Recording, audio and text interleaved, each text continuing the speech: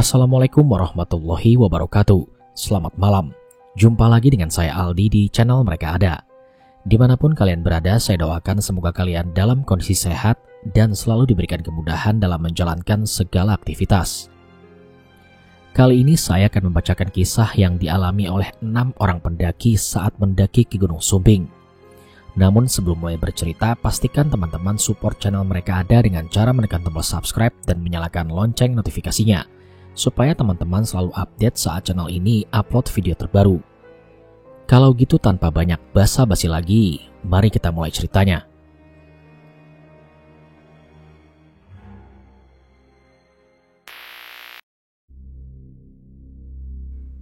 Kisah ini dialami oleh 6 orang pendaki, 4 cowok dan 2 orang cewek.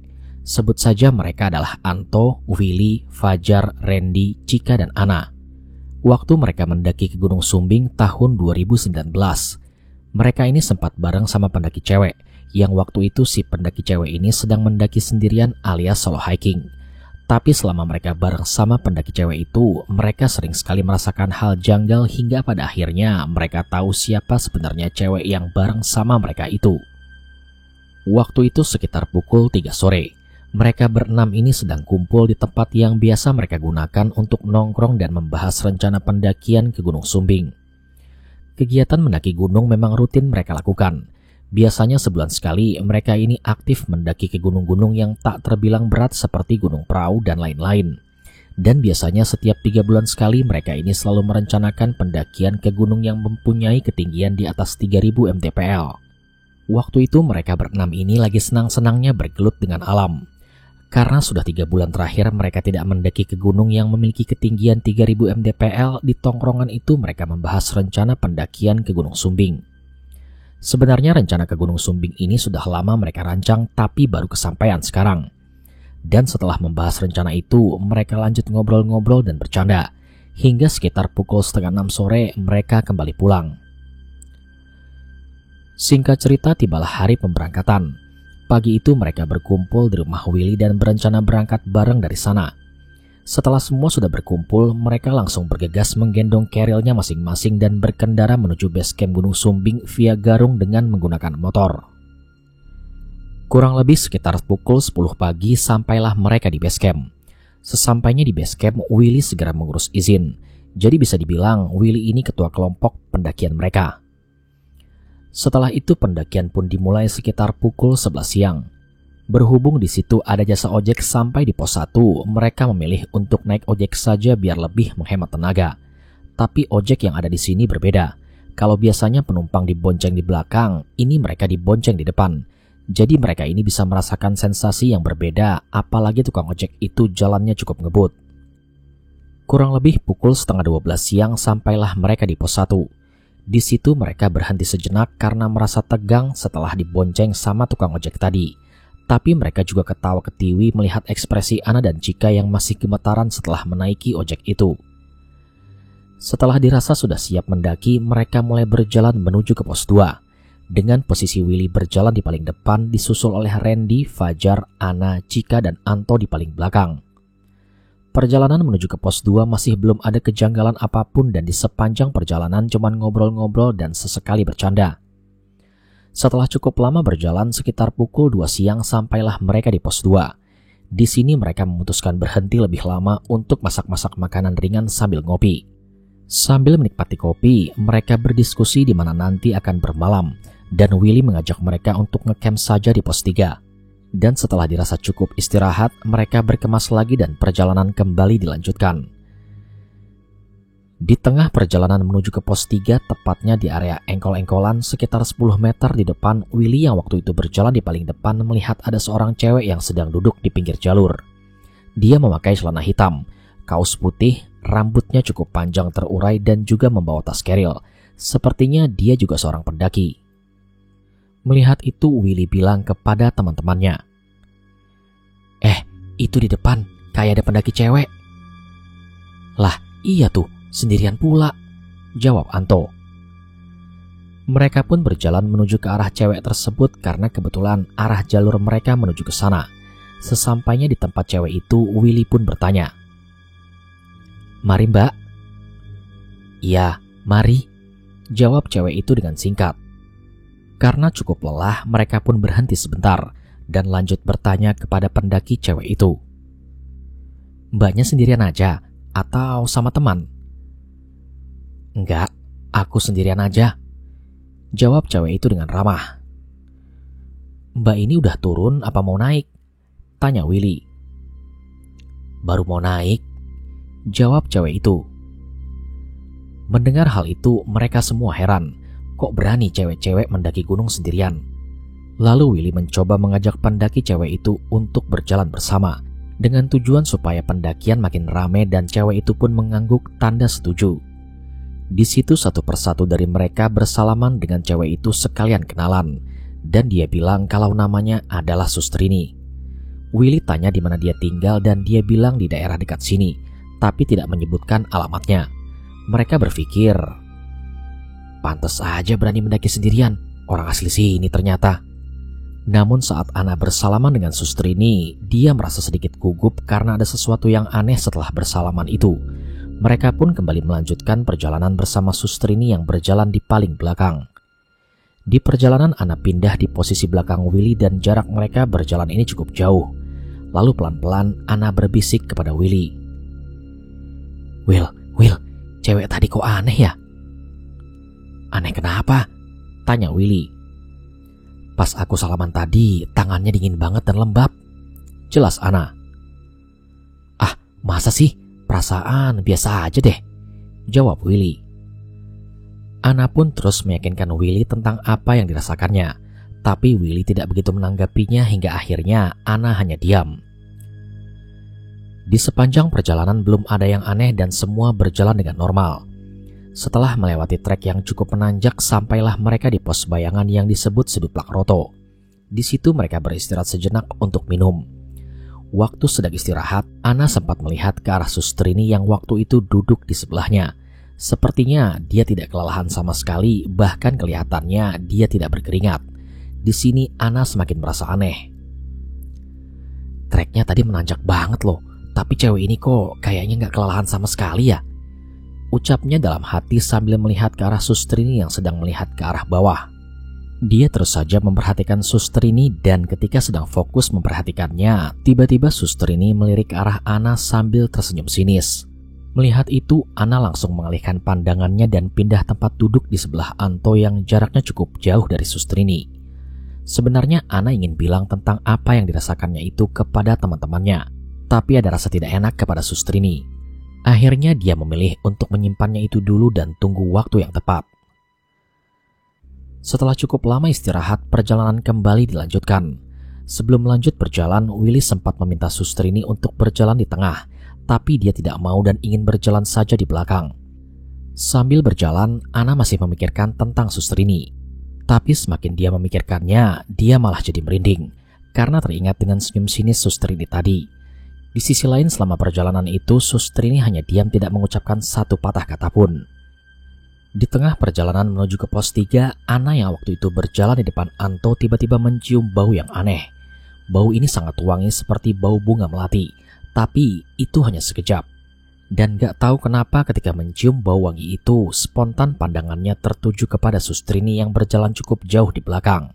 Sepertinya bau wangi itu bersumber dari arah Sustrini. Di sini kemudian Ana bilang kepada Anto, Tok, kamu cium bau wangi gak? Iya, tadi sekilas, tapi sekarang udah enggak, jawab Anto. Aku kok ngerasa ada yang aneh ya sama cewek itu, ucap Ana. Aneh kenapa? Anto pun bertanya. Dia dari tadi diam mulu dan gak mau jalan deketan sama kita, jelas Ana. Anto kemudian melihat ke arah belakang, begitupun dengan Ana. Terlihat Sustrini ini sedang menikmati jalannya sambil terus melihat ke arah bawah. Iya ya, kok aneh gitu, ucap Anto. Makanya, tadi pas istirahat dia sempat senyum sini sama aku, lanjut Ana. Namun Anto mengajak Ana untuk berpikir positif. Mungkin saja dia memang begitu orangnya. Singkat cerita, sampailah mereka di pos 3 sekitar pukul 5:30 sore. Di pos 3 itu suasananya sangat sepi, hanya ada satu rombongan pendaki lain. Itu pun jaraknya cukup jauh. Dan sesampainya di situ, mereka segerakan mendirikan 2 tenda. 1 tenda untuk cowok dan satunya lagi untuk cewek. Sedangkan suster ini membawa dan mendirikan tenda sendiri. Mereka lanjut masak di depan tenda dan ketika mereka sedang masak itu, suster ini berada di dalam tendanya. Melihat suster ini yang waktu itu ada di dalam tenda, Willy mengajaknya untuk ikut gabung dengan yang lain. Tapi suster ini bilang nanti dia akan menyusul. Ketika mereka ini sedang sibuk memasak, tiba-tiba Anna mencium bau wangi lagi seperti tadi. Mencium bau itu, spontan Anna nyeletuk. Ini bau apaan ya? Kok wangi gini? Mendengar ucapan Anna itu, mereka semua memasang hidung dan ternyata benar. Yang mencium bau wangi ternyata bukan cuma Anna, tapi mereka semua. Mereka celingukan mencari sumber bau itu dan setelah dicari, seperti bau wangi itu berasal dari tenda suster ini. Mereka pun berhenti membahas hal itu karena mungkin di dalam tenda suster ini sedang memakai parfum. Anna kemudian berinisiatif untuk mengatakan tentang bau wangi ini kepada teman-temannya. Kalau di sepanjang perjalanan tadi, dia sempat mencium bau wangi serupa.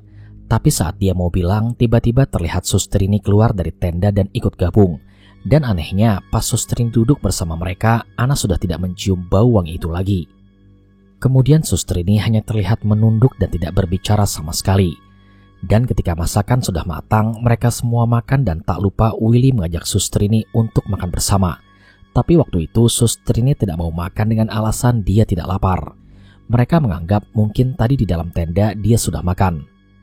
Saat sedang makan itu, tiba-tiba bulu kuduk Anna berdiri. Terlebih ketika dia melirik ke arah suster ini yang sedang duduk diam sambil terus melihat ke arah bawah. Setelah selesai makan, mereka lanjut ngopi di depan tenda sambil ngobrol-ngobrol. Ketika sedang ngobrol itu, sesekali mereka mengajak suster ini untuk ikut berbicara dengan mereka. Tapi dia tidak mengeluarkan sepatah kata pun. Dan respon dari suster ini hanya tersenyum. Di sela-sela obrolan, tiba-tiba saja suster ini pamit kepada mereka untuk masuk ke dalam tenda dengan alasan untuk tidur. Dan setelah masuk ke dalam tenda, Anna pun membuka pembicaraan. Kalian ngerasa ada yang aneh gak sih sama pendaki cewek itu? Emangnya kenapa? Tanya Willy. Sejak gabung sama kita, dia gak kedengeran ngomong sama sekali. Jelas Anna.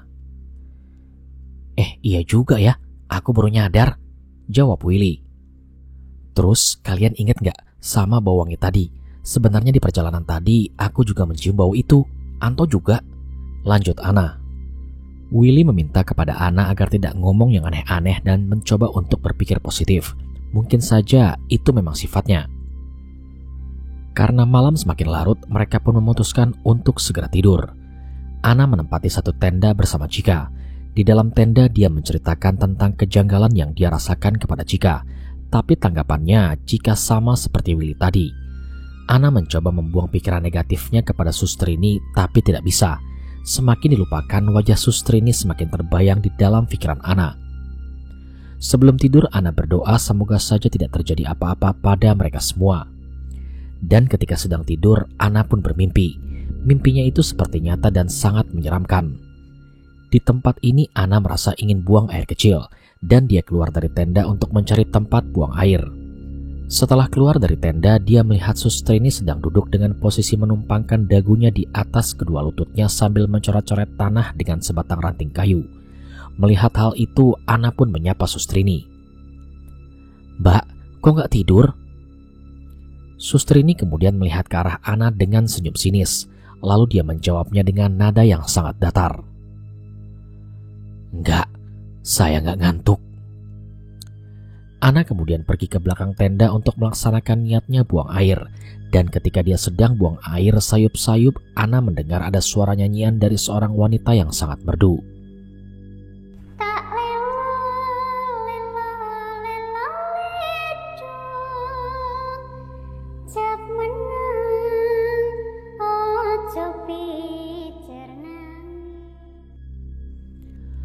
Mendengar itu, Anna merasa semakin takut dan segera menuntaskan hajatnya buang air.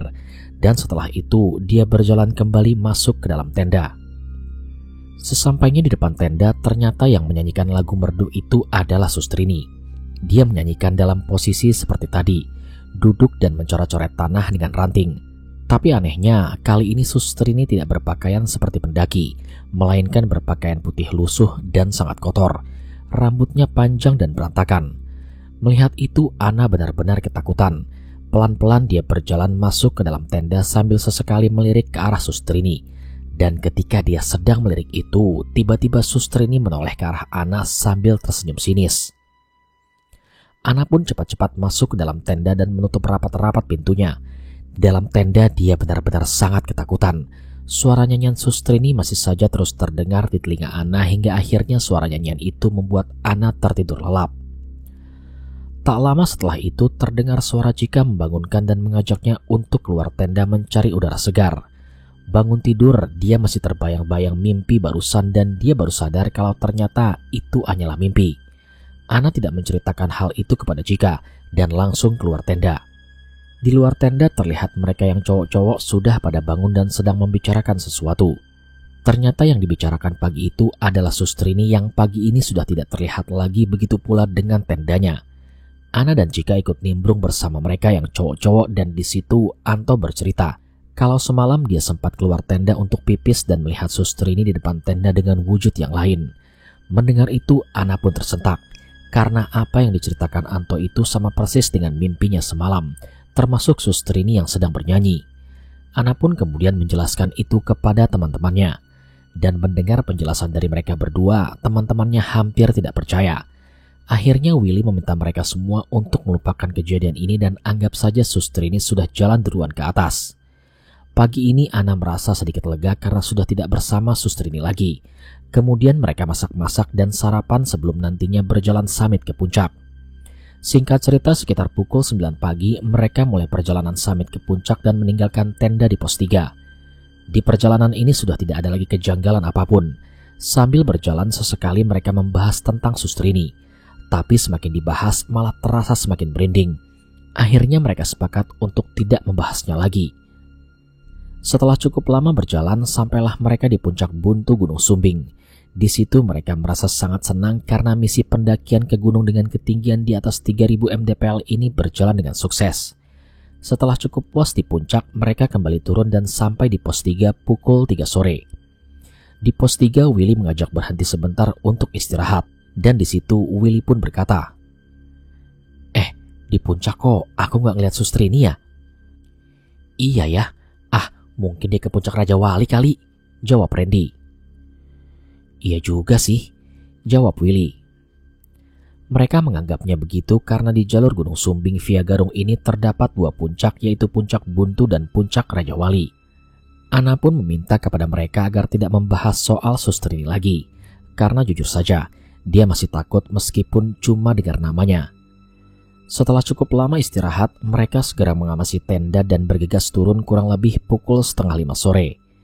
Di perjalanan turun, tepatnya setelah melewati area Seduplak Roto, tiba-tiba Ana mencium bau yang sangat anyir seperti bau darah. Dia pun bertanya kepada yang lain, apakah mereka juga mencium bau anyir, dan ternyata semuanya juga sama. Di sepanjang perjalanan, bau anyir itu masih saja terus tercium, dan Ana mulai merasa takut. Di sisi lain, waktu juga sudah mulai petang. Sambil terus berjalan, Ana terus membaca doa dan seringkali matanya mengeksplor keadaan sekitar. Di tempat mereka bertemu dengan Sustrini ketika naik kemarin, tiba-tiba bau anyir itu perlahan menghilang hingga akhirnya tidak tercium lagi. Di sini Ana merasa sedikit tenang dan terus berjalan hingga sampailah mereka di pos 2 kurang lebih sehabis maghrib. Di situ Willy pun mengajak mereka untuk istirahat sebentar untuk minum. Dan saat sedang istirahat, Willy pun bilang, apapun yang terjadi jangan sampai lari, kita jalannya berdekatan aja, ucap Willy sambil mengamati sekitar. Mendengar Willy berkata seperti itu, sontak Ana pun merinding. Dan baru saja Willy bilang seperti itu, tiba-tiba tercium bau yang sangat wangi seperti bau bunga melati.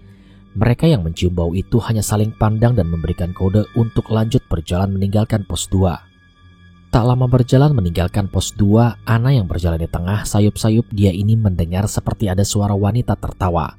Dia pun bilang kepada teman-temannya, kalian dengar gak? Ada suara wanita ketawa. Spontan teman-temannya berhenti dan memasang telinga. Tapi setelah Ana bilang seperti itu, tiba-tiba suara tertawa tadi sudah tidak terdengar lagi. Apa iya? Gak ada suara kok? Tanya Willy. Udah gak ada, tadi sayup-sayup aku dengar, jawab Ana. Willy yang waktu itu berjalan di depan mendekati Ana dan bilang, kalau dengar atau ngeliat apa-apa yang sekiranya gak logis, diemin aja, jangan diomongin. Ana pun mengangguk paham. Kemudian Willy kembali ke posisinya dan mengajak yang lain untuk lanjut berjalan. Mereka masih berjalan secara berdekatan. Dan ketika mereka ini melewati area yang cukup rimbun, entah kenapa di sini Ana merasa sangat merinding. Tapi mengingat perkataan Willy tadi, dia berusaha untuk diam. Tak lama kemudian Willy yang ada di depan tiba-tiba memberikan arahan kepada yang lain untuk berjalan pelan-pelan. Sepertinya Willy sedang melihat sesuatu yang tidak logis. Mereka semua hanya menurut. Dan setelah beberapa langkah berjalan, tiba-tiba sayup-sayup Ana mendengar suara seperti nyanyian khas Jawa. Dan setelah didengarkan lebih jelas lagi, seperti suara itu adalah suara nyanyian Sustrini yang ada di dalam mimpinya. Mendengar hal itu, dia melihat ke arah teman-temannya, tapi sepertinya mereka tidak mendengar nyanyian itu karena terlihat biasa saja. Suara nyanyian itu lama-lama terdengar semakin jelas, seperti bersumber dari arah bawah. Dan tak lama kemudian, tiba-tiba Willy yang berjalan di depan mengucap istighfar dengan sangat keras. Astagfirullahalazim, ucap Willy dengan keadaan kaget. Melihat itu mereka semua pun kaget dan berhenti. Kenapa Willy tiba-tiba berucap seperti itu? Fajar yang berjalan di belakang Willy pun bertanya. Will, kenapa? Kalian semua jangan ada yang lari ya, kita jalan pelan-pelan. Ingat, jangan menengok ke arah kanan, jawab Willy dengan panik. Sontak keadaan menjadi sangat mencekam. Ana bertanya-tanya kenapa Willy tiba-tiba bilang seperti itu. Mereka semua pun lanjut berjalan lagi dengan pelan sesuai dengan arahan Willy. Namun karena penasaran dengan ucapan Willy, sambil berjalan Ana mencuri pandang melihat ke arah kanan. Dan terlihat dengan jelas sebuah pemandangan yang sangat menyeramkan. Di sebuah pohon terdapat sosok perempuan yang sedang duduk di dahan dengan posisi menggelantungkan kakinya. Dan sosok perempuan itulah ternyata yang sejak tadi bernyanyi. Melihat keberadaan sosok itu, Ana benar-benar ketakutan. Dia pun segera mengalihkan pandangannya dari perempuan itu. Sambil terus berjalan berdekatan dan ketika melewati sosok perempuan itu, terlihat Willy menundukkan badan seperti memberi salam. Dan setelah cukup jauh berjalan, suara nyanyian itu sudah tidak terdengar lagi. Dan mereka pun mempercepat langkah agar segera sampai di bawah. Sekitar pukul 8 malam akhirnya mereka sampai di base camp. Di sini mereka semua masih tegang dan ketakutan, terutama Ana. Di base camp itu mereka tidak mau berlama-lama dan bergegas mengambil motor untuk segera kembali pulang. Di perjalanan pulang mereka menyempatkan untuk mampir ke sebuah warung kopi pinggir jalan untuk membicarakan kejadian barusan. Di warung kopi itu Willy menjelaskan kepada mereka semua bahwasanya selama perjalanan turun itu mereka diikuti oleh sosok kuntilanak. Itulah sebabnya dia meminta pada yang lain agar berjalan berdekatan. Ana yang sudah tahu akan hal itu menyimpulkan kalau sosok kuntilanak itu adalah wujud asli dari Sustrini karena terdengar dari suara nyanyiannya. Anto pun beranggapan seperti itu, dan sebenarnya saat di jalan turun dia juga sama melihat kuntilanak itu sedang duduk di atas pohon. Dan di perjalanan turun mereka semua juga mendengar suara nyanyian itu tapi memilih untuk saling diam. Pendakian ke Gunung Sumbing ini merupakan pendakian paling horor bagi mereka dan untungnya sosok kuntilanak itu tidak mengganggu, hanya menggoda. Tapi kejadian ini tidak membuat mereka kapok mendaki gunung lagi. Selanjutnya mereka akan lebih berhati-hati terutama dengan ucapan.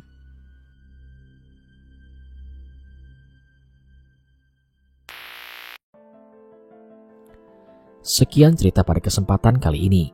Pelajaran yang bisa kita ambil dari cerita ini adalah untuk bersikap tenang dan solid dalam menghadapi situasi yang sangat mengerikan. Karena jika mereka panik, bisa saja mereka tidak akan pernah bisa sampai ke base camp. Terima kasih kepada teman-teman yang sudah setia menyimak cerita di channel Mereka Ada. Support terus channel Mereka Ada dengan cara menekan tombol subscribe dan menyalakan lonceng notifikasinya, supaya saya makin semangat membacakan kisah horor untuk teman-teman semua. Sampai di sini dulu perjumpaan kita kali ini. Sampai bertemu pada episode selanjutnya. Saya Aldi pamit undur diri dari hadapan kalian. Wassalamualaikum warahmatullahi wabarakatuh.